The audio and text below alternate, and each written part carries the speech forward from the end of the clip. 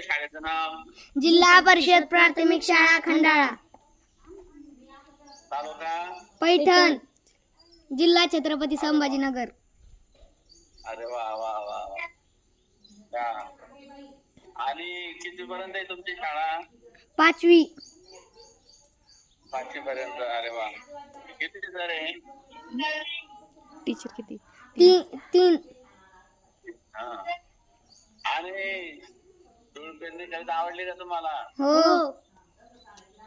आम्ही गाऊन दाखवू म्हणून. बरोबर. हा. आम्ही गाऊन दाखवू का?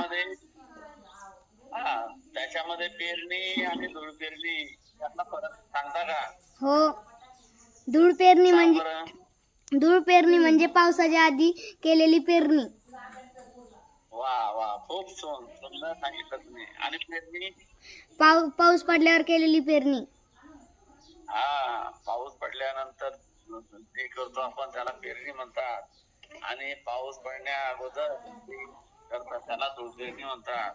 आणि धूळ पेरणी केल्यानंतर शेतकऱ्यांना पावसाची ओढ लागते आणि पाऊस बऱ्याच वेळेला हुलकावण्यात येतो आणि मग शेतकऱ्याला पावसाविषयी आळवणी करणारी ही कविता आहे. बरोबर? म्हणून दाखवा. थांबा सगळे सामूहिक म्हणतायत म्हणा. थांबा. Okay, start.